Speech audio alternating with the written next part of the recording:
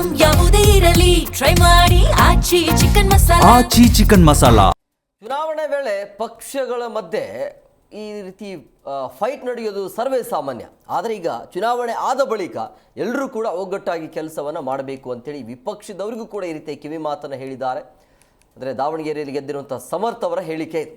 So ಹಂಗಾಗಿ ಏನೇ ಆದರೂ ಕೂಡ ಕಿತ್ತಾಟದಲ್ಲಿ ಏನೇ ನಡೆದರೂ ಕೂಡ ಅದು ಎಲೆಕ್ಷನ್ ಟೈಮಲ್ಲಿ ಮಾತ್ರ. ಎಲೆಕ್ಷನ್ ಆದ ನಂತರ ಎಲ್ಲರೂ ಕೂಡ ಒಗ್ಗಟ್ಟಾಗಿ ಕೆಲಸವನ್ನು ಮಾಡಬೇಕು, ಯಾವಾಗಲೂ ಕೂಡ ನಾನು ನಿಮ್ಮ ಜೊತೆಲಿರ್ತೀನಿ ಅನ್ನುವಂಥ ಆಶ್ವಾಸನೆಯನ್ನು ವ್ಯಕ್ತಪಡಿಸಿದರು. ಅಭಿವೃದ್ಧಿ ಆಗಬೇಕಂದ್ರೆ ಶಿಕ್ಷೆ ಬೇಕು, ಆರೋಗ್ಯ ಸೇವೆ ಬೇಕು.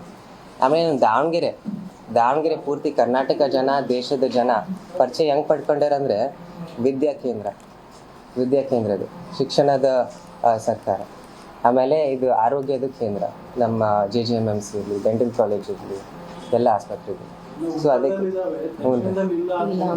ಹ್ಞೂ ರೀ ಸರ್, ಇಲ್ಲ ಹೇಳ್ತಿದ್ದಾರೆ. ಆಮೇಲೆ ಊರು ಹಂಗೆ ಬೆಳಿತಾವ್ರಿ ಸರ್. ಆದರೆ ದಕ್ಷಿಣದಲ್ಲಿ ನಮ್ಮ ನರ್ಸಿಂಗ್ ಕಾಲೇಜ್ ಐತಿ, KR ರೋಡ್ನಲ್ಲಿ ವಿಮೆನ್ಸ್ ಆ್ಯಂಡ್ ಚಿಲ್ಡ್ರನ್ಸ್ ಆಸ್ಪತ್ರೆ ಐತಿ. ಸೊ ಇವೆಲ್ಲ ಚೆನ್ನಾಗಿ ಸರ್ ಸ್ಟ್ರೆಂಥನ್ ಮಾಡಂದ್ರಿ ಸರ್. ನೋಡ್ರಿ ಡೆಫಿನೆಟ್ಲಿ ಸರ್. ಆಮೇಲೆ ಹೀಗೆ ನಮ್ಮ SS ಮಲ್ಲಿಕಾರ್ಜುನ್ ಸಾಹೇಬರು ಹೇಳ್ದಂಗೆ ಅದು ವಿಮೆನ್ಸ್ ಕಾಲೇಜಿಂದ ಮುಂದುವೈದೈತ್ರಿ ಸರ್. ಸೊ ಅದಕ್ಕೆ ನಾವು ಕೆಲ್ಸಗಳು ಭಾಳ ಜಲ್ದಿ ಮಾಡ್ತೀವಿ. 2 ವರ್ಷ ಟೈಮ್ ಐತಿ, ಅದರಲ್ಲಿ ಸಿಕ್ಕಾಪಟ್ಟೆ ಕೆಲ್ಸಗಳು ಮಾಡಬೇಕು.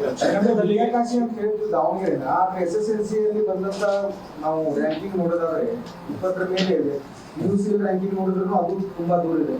ಆ ನಿಟ್ಟಿನಲ್ಲಿ ಸುಧಾರಣೆ ಆಗಬೇಕು ಅಂತ ಡೆಫಿನೆಟ್ಲಿ ಮಾಡೋಣ ಸರ್. ಕ್ಷೇತ್ರದಲ್ಲಿ ಏನೇನು ಸಮಸ್ಯೆ ಇದೆ, ಏನೇನು ಬೇಡಿಕೆ ಇದೆ ಎಲ್ಲರನ್ನು ಕ್ರೋಢೀಕರಿಸಲಿಕ್ಕೆ ನೀವು ಸಮಾವೇಶ, ಜನಸ್ಪಂದನ ಸಭೆ ಈ ರೀತಿ ಫಸ್ಟ್ ಚಾಲನೆ ಕೊಡಬೇಕು. Definitely sir.